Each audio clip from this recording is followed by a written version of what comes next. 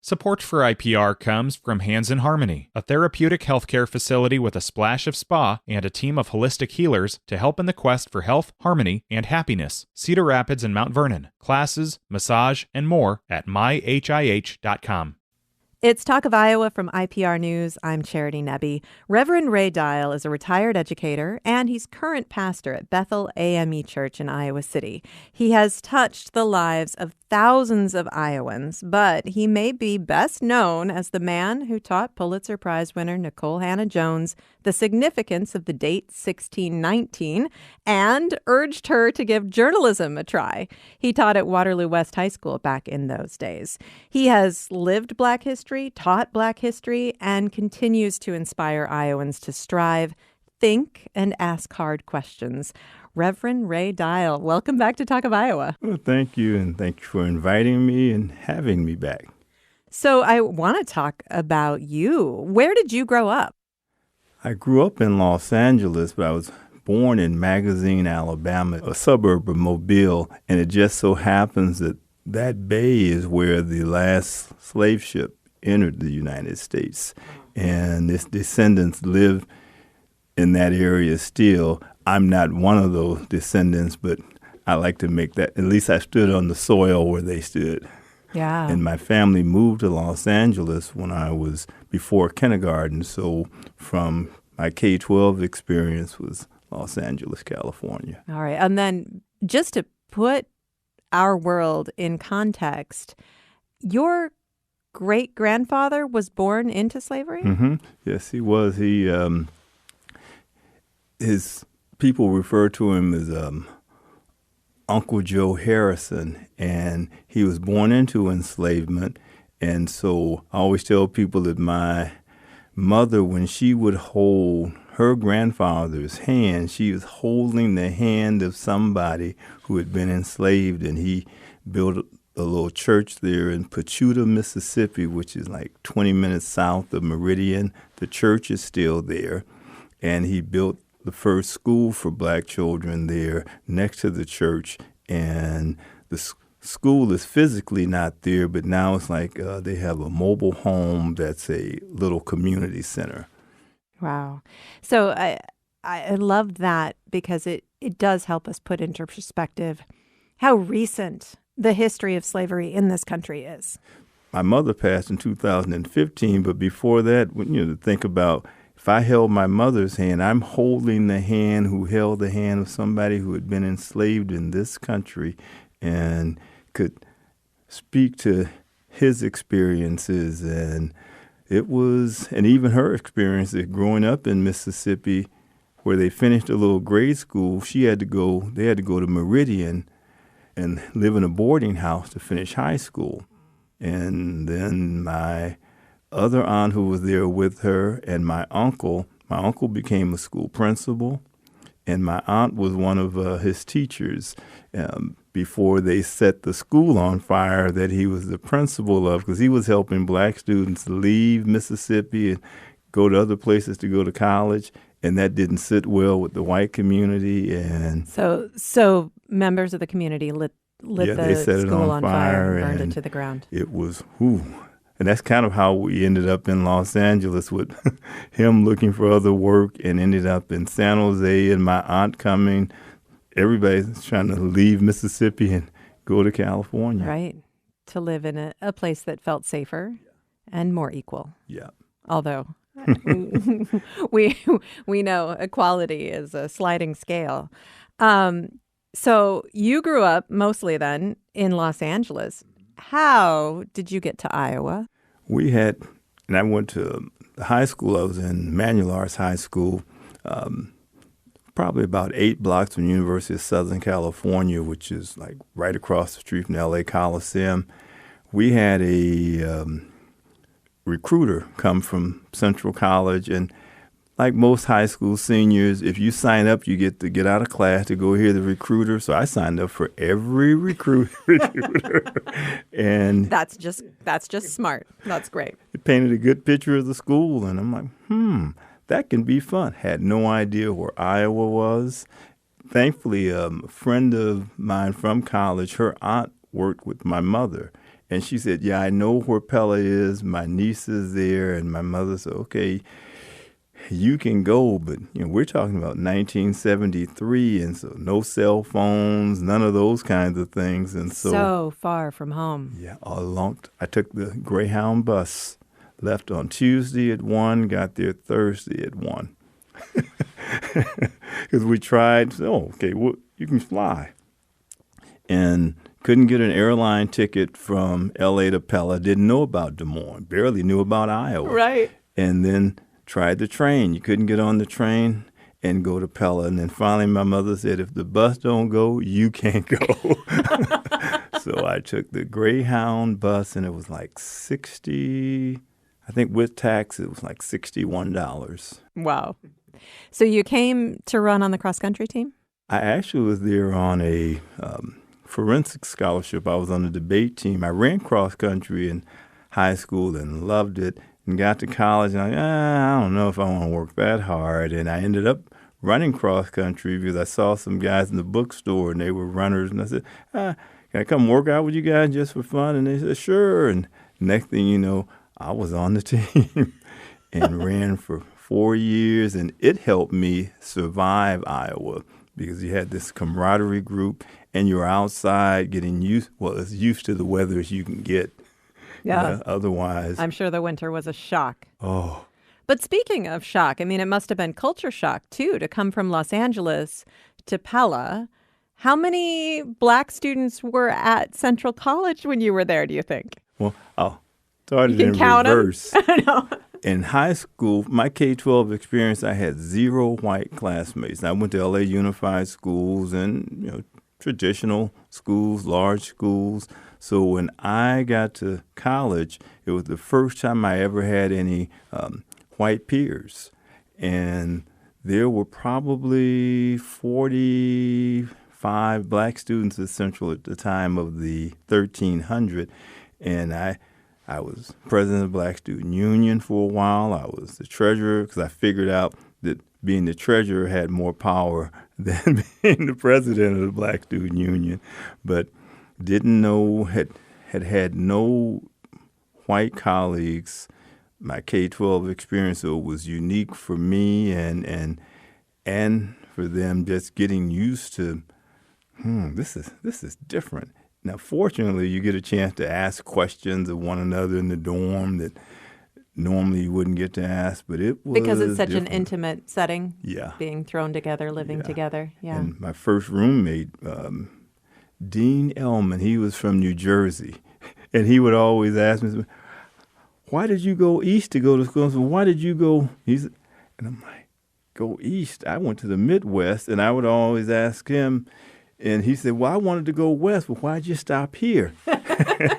I enjoyed my college experience and was kind of out there having a good time, and I'm pretty sure that I got at least 1 credit so I wouldn't have to come back again.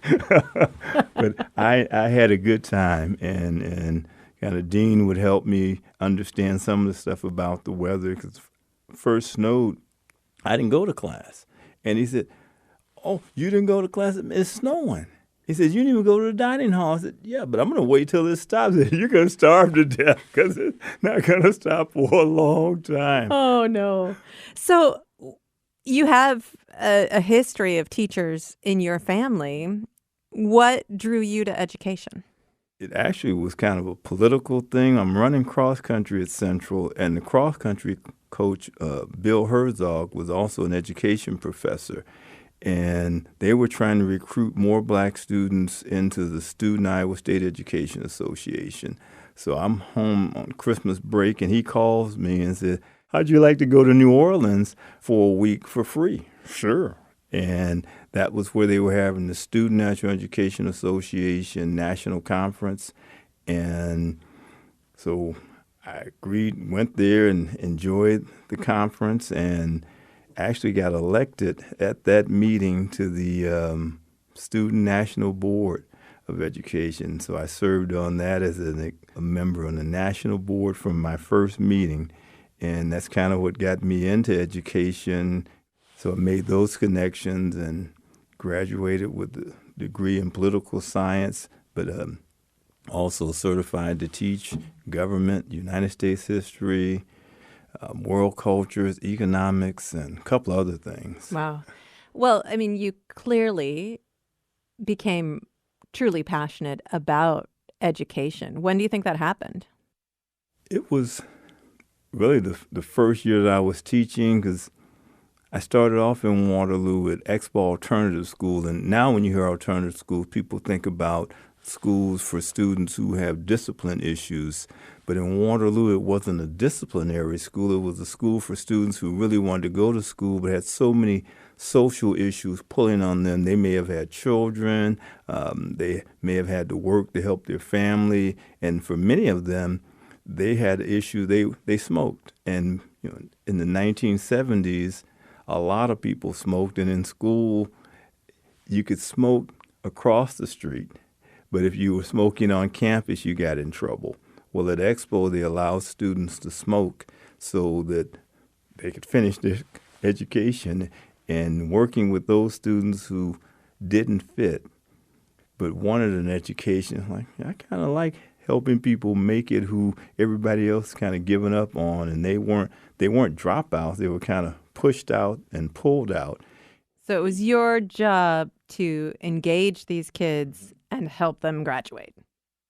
And we found a way, and they remember those kinds of things because we had to do home visits as a classroom teacher. And that's when I found out that there were even poor white people. Because I grew up thinking, okay, everybody white got money because everybody on TV that's white, they have money. And to do home visits and find out some of these students, they have a rough life. One of the reasons they're working is so that they can help their family while they try to finish school. And that kind of helped me see some things differently also.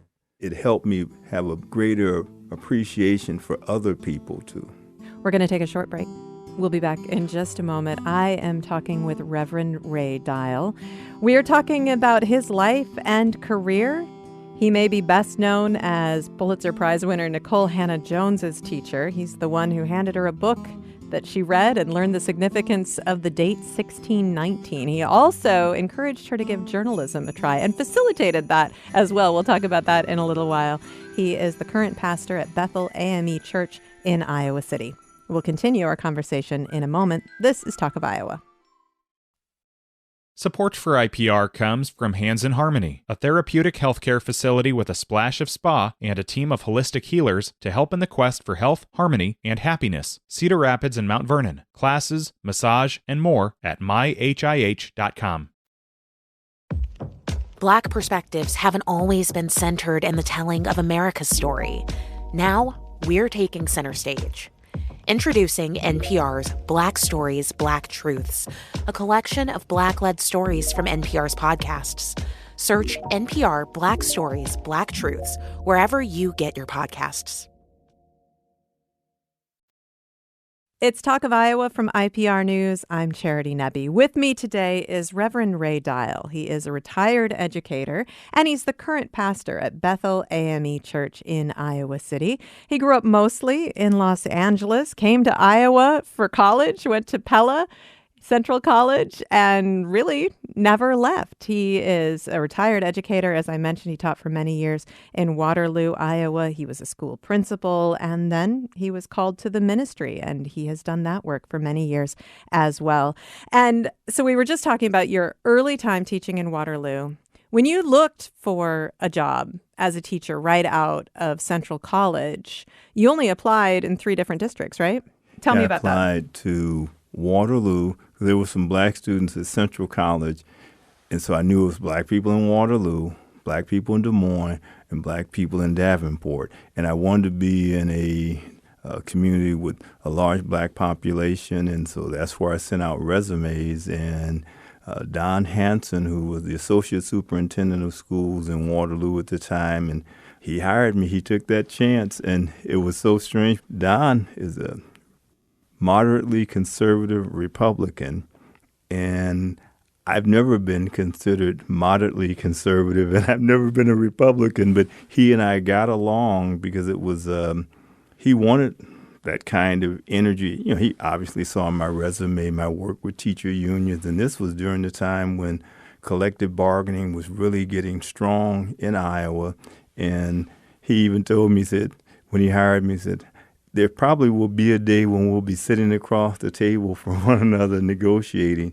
And I spent 3 or 4 years on the negotiating team for, then it would have been the WA, Waterloo Education Association, and he was on the other side of the table, and we made it work. So you taught at Expo, the alternative school. Then you taught at East? Yeah, I went to East High. I was there for 5 years, and that was the principal when I was there was Dr. Walter Cunningham, and there was a elementary school in Waterloo named after Walter Cunningham. And then from East, I got into school administration at Central Middle School. I spent 3 years at Central as an assistant, and then I went over to West High after that. So, I mean, what drew you to Waterloo as a Black man and a Black teacher was you wanted to live in a diverse community with a Black population. Tell me about the population on the teaching staff. Were there other Black teachers? There were other, it's interesting, Waterloo has a higher percentage of Black teachers than other school districts. Obviously Des Moines always has the highest number, but Waterloo had a higher percentage of Black teachers, higher percentage of Black people, and had the first Black radio station, so it was kind of a good fit for me. I never taught in a building where there wasn't another Black teacher, but it was rare. It wasn't until I actually got into administration I ever worked with a peer that looked like me. When I was in social studies department at West, only Black social studies teacher. At East, the only Black social studies teacher. Now, we had I think there were 2 teachers in English, 1 in special ed, and they used to call us what I think we would call their nickname, and they didn't know that we knew, was the Black Federation, because we met every morning in one of the teachers' rooms, and we kind of sat there and chatted to get our day started, and then we gather in that room at the end of the day and walk out of the building together. And so, like, when I'm saying gather, it's not like it was 30 people, it was 5 of us, and we tended to eat lunch together, too, so that helped. Was that support, that connection really important to you and to the others? Yeah, because it's kind of the only time during the day when you could really just relax and not, and when you're in education, you're trying to be supportive of every student and help everywhere you can. But when you're a Black educator, add on to all of that those things that you must do to encourage Black students. And if you ever had a chance to visit with a group of Black teachers anywhere in Iowa, everyone, if you said, has a white teacher ever come up to you and said, do you know thus and such student? And you automatically know whoever they're asking you about is going to be a Black student, and then they're going to ask you if you could help them kind of reach them. And so we never go to anybody else and say, do you know such and such? Because they're white. But if you're a Black teacher, you're asked to do more than just go in that classroom and teach. You are asked to, it's not like a Little Rock 9 experience, but you're asked to do more than everybody else. And if you do it, it helps the school. If you don't, it doesn't hurt the school, but it doesn't help. Right. Well, we do know, because research has shown, how profoundly powerful it can be for a student to have a teacher that reflects their identity. For a Black student to have a Black teacher is a really powerful thing. So in spite of being asked to do things that white teachers weren't being asked to do, you must have felt that power. Oh, yeah. Yeah. I would talk about it in not only the Black Studies class when I was at East and West. I would let the students know, I understand. So if something goes wrong, the newspaper doesn't say, Ray Dial did thus and such. It will read, Black teacher does thus and such. And my replacement won't look like me. So there is some responsibility where I have to do certain things. And you really and you have an impact not just on Black students, but many All white students. students too, because I had black students start signing up for macroeconomics because I was an econ teacher. And I had white students in econ start signing up for black studies because we made those relationships and they felt comfortable. Because if you're white and black studies class, 25 students, 23 were going to be black. And so it was a different environment for them. And I would even remind the class, when you hear in black studies, when you hear the teachers say we, if you're white, you now have to translate to they. If the class is all white and the teacher is white and the teacher says we, the black students in class are translating to they, and the students, we never thought about it. Yeah, that's why I mentioned it, because you never thought about it, but those are little things, and it helped everybody in the class to relax and say, okay, so he does see this, he does hear this. I'm not the only one in here wondering about those things. So that part was always fun. I'm talking to Reverend Ray Dial. He is the pastor at Bethel AME Church in Iowa City and a retired educator. He's been in Iowa for, almost 50 years, 45 years? Less than 100. Perfect. So I want to ask you, because you taught Black Studies, and again, I mentioned your famous relationship with your student, Nikole Hannah-Jones, as her teacher, and a teacher that really inspired her and opened her eyes in a lot of ways. Just because you're Black doesn't mean that you were taught a U.S. history that included you. And so where did your Black history education, your more comprehensive U.S. history education come from? Actually, the first formal Black history class I had was in junior high. It was a teacher named Mr. Brooks. And at this time, most teachers, we're talking 1969 when I was in Mr. Brooks' class, teachers still had the white shirt and tie kind of thing, even the black teachers. Mr. Brooks was the black teacher who wore the dashiki. And so his class was different. Now, at Bethune, there were lots of black teachers and administrators. As a matter of fact, my K-12 experience, I was never in a building where there weren't black teachers and administrators. And even being in those settings, it was a part of learning the history and culture. Teachers would tell you things and set expectations for you. I had an English teacher named Miss Gordon, and she would just talk about these books, Native Son, things by Richard Wright. So I'm taking American Lit, and we're reading all these black authors. I get to college, and I said, I've had American Lit, so I'll take it again, and it'll be easy. I bet you didn't read any of the same books, did you? My hand goes up. Who are these people? Where did you get these books? I signed up for American Lit. And he's looking at me like, what are you talking about? I had never read The Great Gatsby. I want to talk about teaching Black Studies in the Waterloo School District. You had the same textbooks as the other teachers in other districts, but you must have had to really augment this curriculum to bring in your own sources, to make sure that your students were getting, again, this more comprehensive, more true version of American history and seeing Black people in the history of this country. How did you build that curriculum?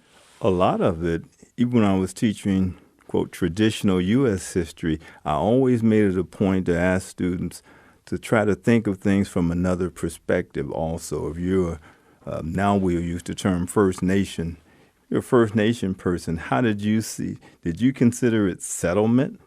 Because do you think your lifestyle was unsettled? So I was always putting those things out there for people to read and think about and talk about. And in Black Studies, when I first started, all we had were little supplements. And I would tell women, so I'm supposed to throw this little insert in once or twice a year and talk about a few people. How about I'm going to pull it in all the time. I call it an infusion model, and where you're always talking about it in every subject. I tell people, you're teaching, you shouldn't teach science without mentioning the role of women in science. So you shouldn't have to have a separate class to hear anything, but a separate class should be like a specialty area, like U.S. government is a specialty area of United States history. So I approached it that way. So I bought in articles, Jet Magazine, Ebony Magazine, and when I got to West High, I even ordered some new textbooks. And we weren't on a textbook cycle. Well, we were, but every 10 years you get new books, especially in history. And what we had, there weren't high school textbooks for Black Studies in 1991 that people were using. And I wanted to use Introduction to Black Studies by Malawana Karinga, who is the person that's credited with bringing Kwanzaa to the United States. And he had just written his second edition. First edition was 1981, second edition 1991. And I knew of him and his work because he actually had a publishing house and he taught classes in Los Angeles on 54th, about 6 blocks from where my sister lived, so not far from where I grew up. And so I got on the phone and ordered the books, and I didn't have a budget for books. So it was not an approved purchase. No, but I knew that every department and every subunit had an account, and it had 8 numbers, and so I just made up 8 numbers, put them in there, and sent it downtown. And to this day, I don't know if they figured... Who got charged for those books? They may have said, hey, it has to be right because nobody would order textbooks with no money. Or it could have happened that the principal at that time, Barb, she may have caught it and paid for it herself. Barb is one of those kind of people who would help like that, but she never told me she did that, and she told me a lot of stuff, but she never told me that. So I'm guessing somebody in accounting said, look, these digits got switched around. I'll put them in the right place. Nice. And I got the books and gave away a lot of, I think I ordered 44 books, and you rarely had more than 25 students in a class. And when students would ask about, can I keep this for a while? If you're going to read it, you can have it. And a lot of students read it. Nikole was one. Yeah. Well, I mean, you must have touched so many students of all backgrounds, of all races. But let's talk about Nikole Hannah-Jones because she is your most famous student, at least to my knowledge, Pulitzer Prize winner, author of the 1619 Project. And she credits you with putting a book in her hands that taught her about that date, 1619. Yeah, I gave her a copy of Before the Mayflower. She was a voracious reader. And her good friend was also in the class, Sharita Stokes, and they even did their final project together. And I think about 4 years ago, I was going through some paperwork, and teachers save everything. We probably could be called doctors. We save lives. And I found their project, and I mailed it to her. She said, you still have that? Wow. Yeah, but not anymore because I'm sending it to you because I'm trying to clean up some of this paperwork. And I tease her all the time. Say, you're a Pulitzer Prize winner. You know all the words in the dictionary. Why couldn't you describe me as being slim or athletic built? Why did it have to be skinny? Out of all of the words. And she just chuckled. But it was... it was fun teaching the students and encouraging them to take some chances. But she had complained about there not being any stories about Black students in the school newspaper. And so I just told her, why don't you quit complaining about it and get on the newspaper and you write the stories. But she hadn't had all the prerequisites for the journalism class. So I went to the principal, talked the principal into it, Barb Corson, and Barb said, okay, Ray, I'll go see what I could do. And I know at some point Barb had to say to that teacher, I know all of the things you're going to tell me why she can't be in here. I'm the principal. She's now in your class. And when she came back and told me, I said, Barb, she can't be like the Little Rock Nine, being in the class by yourself and nobody else wants you in there. She needs to be in the habit at least. And she said, okay, after she has a friend whose skills are comparable where they can do the work, and it was Sharita. And these two women are still working together and still making a difference and carrying on your legacy because Sharita Stokes is an educator in Waterloo and the director of the 1619 Freedom School in Waterloo. So they're this legacy is very much alive and well in Waterloo and in Iowa today. Now, if I'm in Waterloo and you mention, my famous former students, people would correct you and tell you that Quentin Hart, who's the mayor, Yes. he was in my Black Studies class too. They were an interesting group to work with and encourage, and you never know what students are going to do and the challenges they're going to face and obstacles they overcome. But whenever I'm there and see that group of young people together, it's just something where they back one another, they encourage one another, they find ways to make things happen. They're opening grocery stores, schools, clothing stores, supplementing the city council. They're doing so many things, but I always tell students and parents the same thing. If they do some things right, I try to give parents the credit, and if they do some things wrong, I don't want the blame. So they're doing it's fun. I got to get back up to Waterloo in the spring just to see and watch, and I just get a kick out of watching them do their thing. Yeah. We're going to take another short break. We'll be back in just a moment. I'm talking with Reverend Ray Dial. We are talking about his many years as an educator in Waterloo, Iowa right now. He is current pastor at Bethel AME Church in Iowa City, and we will continue our conversation in a moment. This is Talk of Iowa.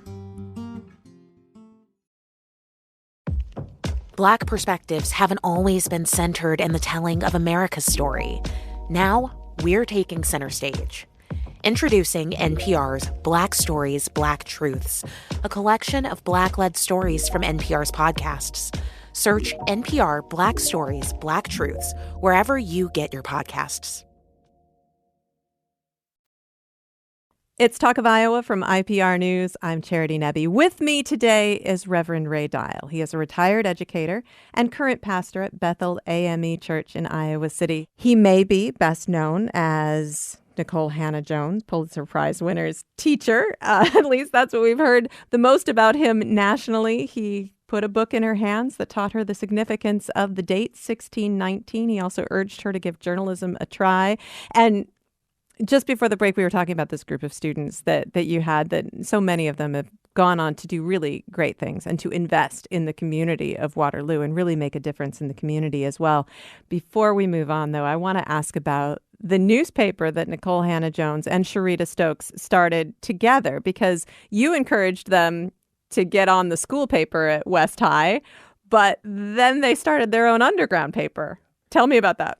The paper they started was called CMB, Color Me Black. And it was actually about 7 students who had put together this underground newspaper, and they were passing it out in the hallway one morning, and the principal and I were standing there, and we could see the students passing out the paper, and Barb leaned over and said, "Ray, would you tell them, please don't pass it out in front of me?" Right. Because this stuff has to be approved. So I said, "I'll talk to him, Barb." Because she didn't want to come down on these students that were doing something great. It was so funny because I said, "Barb, not only is it an underground newspaper, they print it in the business office after school."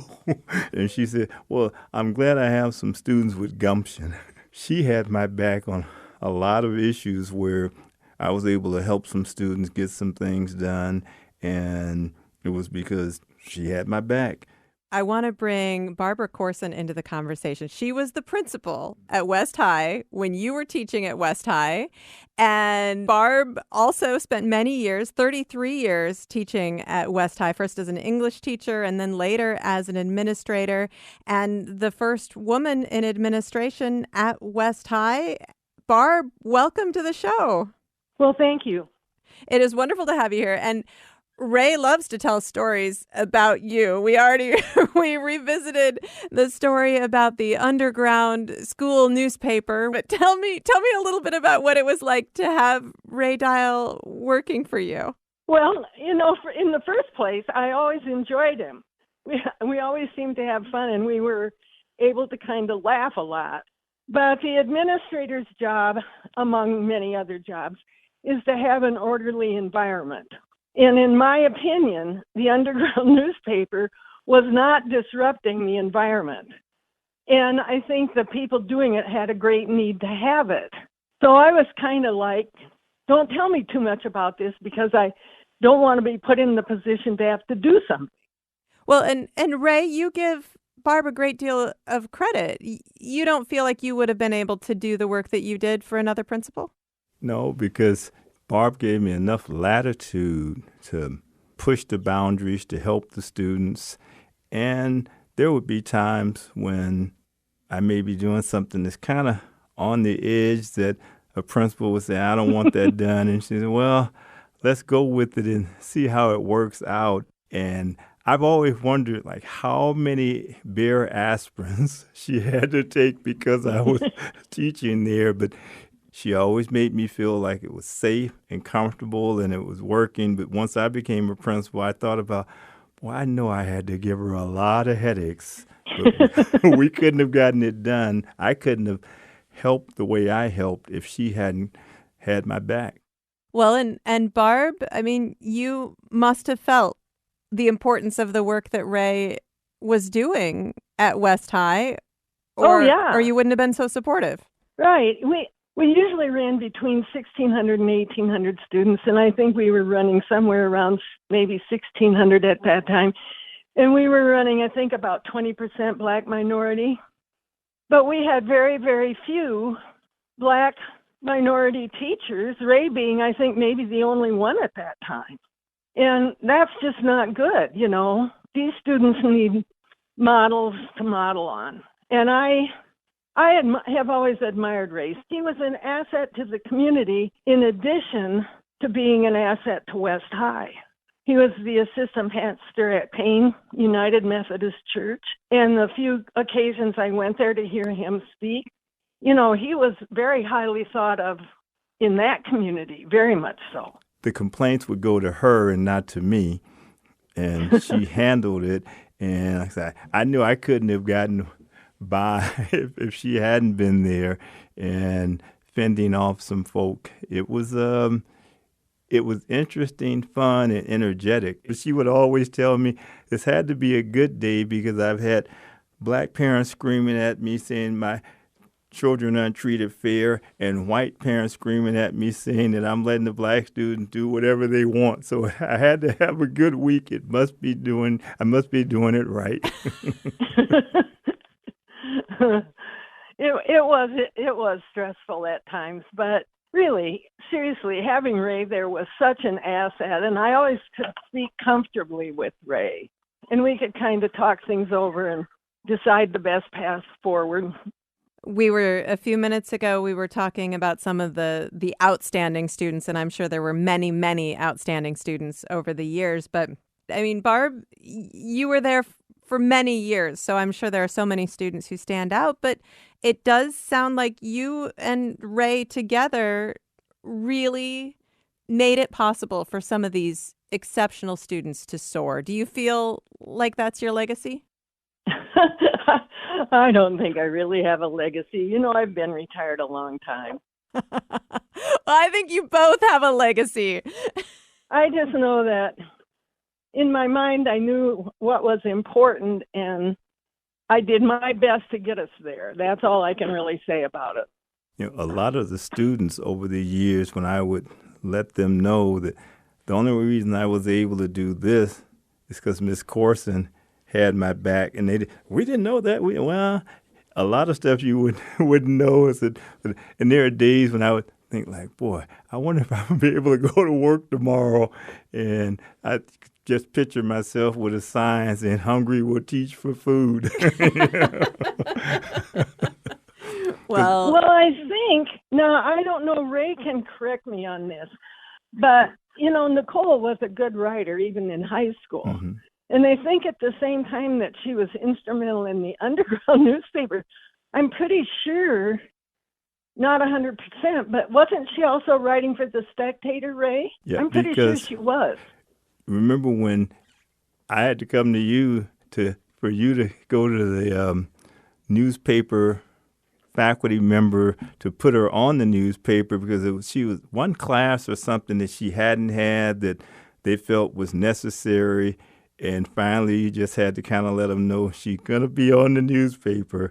And that's what got her in. And then after you did that, then I had to come back to you and say, Barb, she don't want to be in there by herself. she's not like the Little Rock Nine, and I could tell you were like, oh my God, now I got to go back down there and tell the director to put in another student. But that was how she got into newspaper writing, being spectator, and starting CM Color Me Black. But I think you were running that newspaper off. It was pretty sure you were, Ray. They were doing it in the business office. I may have helped them with a ream of paper here and there. Or I may have visited with Judy while she was in charge of the business office and they were in there running the paper, but I'm not 100% sure. But it sounds like you guys were an incredible team. Oh. We had fun in spite of everything else going on around us. And you made a difference. And I do give Barb credit for having my back, because there were some times when I was kind of out there, but she found ways to watch my back and keep me employed. I probably ought to send her a check. Well, you were watching mine too, Ray. Don't ever skip over that. Well, Barb, thank you so much for stopping by. And thank you for all of your work. We got to stand with our educators. You're most welcome. Barbara Corson was a trailblazing educator. She was the principal at Waterloo West High School when Ray Dial was a teacher there back in the 80s and 90s. I'm talking with Reverend Ray Dial. He is a retired educator and current pastor at Bethel AME Church in Iowa City. And Ray, you and I have something in common. You hosted a radio show for a while. Tell me about that. Did a radio show called Talk Black to Me. It was supposed to be 6 weeks just to kind of share with the community some of the Black history I was teaching their sons and daughters in school, because it became clear to me that students are learning things that their parents, because I tell people all the time, just because you're Black doesn't mean you know Black history. You know your history, your experience. But so I was sharing it on the radio station there, KBBG, the director of the station. Yeah, we can give it a try. And it ended up being, I was on first and third Tuesdays for 6 years. Oh, my. And the show was called Talk Black to Me. And at the end of the show, I would always close with, "You stay black till we get back." And it was so much fun, because the first couple of episodes, I'm like, nobody's listening to the show. And on my way out one evening, the director of the station, he was up in his office and said, "Jimmy, nobody's listening to this show. Maybe it's not going to work." He said, "Oh, people are listening. That's why they're not calling in. They're too busy listening and learning." So I stopped to grab a bite to eat on the way home, and I walk into this fast food place, and I hear these people start going, doo-doop, doo-doop, doo-doop, doo-doop. And that was my theme song.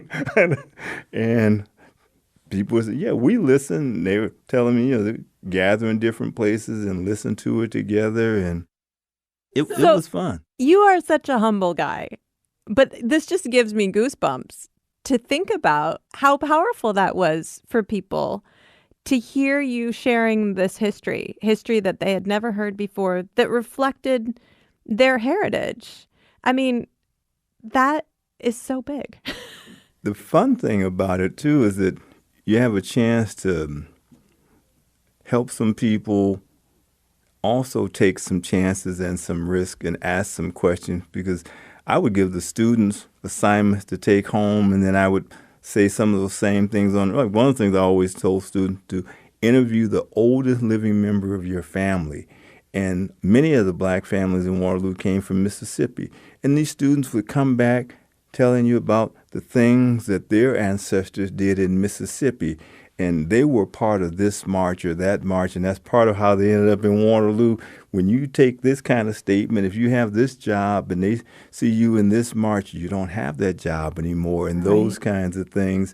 And even challenging some of the pastors in town to preach from a liberation theology.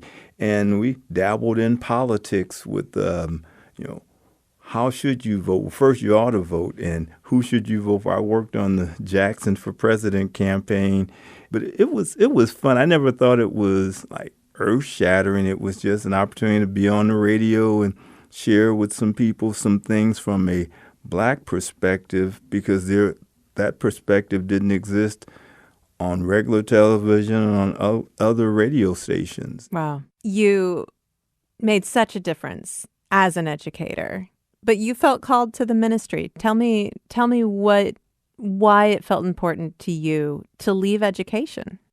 My, mentioning my great-great-grandfather started a church, and so that's kind of in our family tree. And I always knew I was called into the ministry. And when you talk to people who are in the ministry, we always talk about, we always knew, we just didn't always want to do it. And sometimes, you don't want to go into the ministry because supposed to be nicer and treat people right. And you kind of have to do a change in how you do some things, or at least you have to be kinder and gentler. And I'm still working on being kinder and gentler. Do you feel like you are now doing the work that God designed you to do? Mm-hmm. There are sometimes on Sunday at the end of the sermon, you're wondering, like, am I doing the right thing? But I tie a lot of church and school together because it's all about teaching. And so I think you should always wonder about, are you really doing what you're supposed to? The way it's a constant challenge to be better at what you do. And now at my age, I look back to, it's less about the energy and more about the knowledge. You get to use more wisdom now, even though I tell people on Sunday I'm the pastor and on Monday I'm the head custodian. This is Black History Month, and there are so many more resources available now than when you were teaching. But for people who are listening now, do you have any advice on how you wish people would mark Black History Month and how they can seek a deeper understanding of our history? Always encourage people to remember to never expect from others what you're not willing to do. So if you're not willing, as a Black person in America, to delve deeper into your history, what you're reading and thinking and listening, because even there, TV, radio, there's so many opportunities to gather more information. Even when books are banned, they may be banned at school, but it's not banned at the library and it's not banned at the bookstore. Get the book, read the book. So if you won't, then how can you expect white people to do it? So it's important for the Black community to take the leadership role, read, share, think, ask questions, get involved, and encourage white people to do the same thing, but also tell everybody we must also remember that oppression isn't limited to skin color. As a Black person, I recognize the role of Buffalo Soldiers and the impact on First Nation people.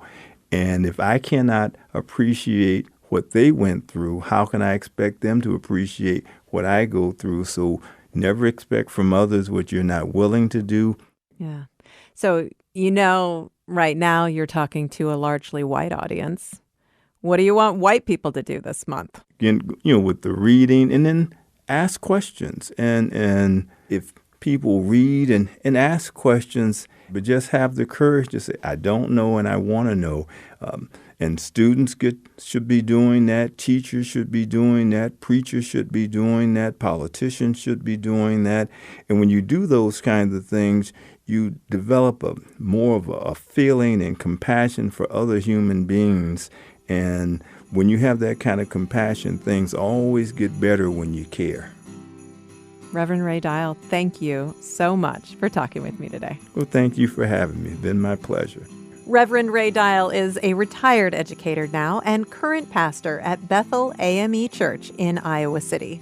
Talk of Iowa is a production of IPR News. Our producers are Caitlin Troutman, Danny Gear, and Samantha McIntosh. I'm Charity Nebbe. This is Talk of Iowa.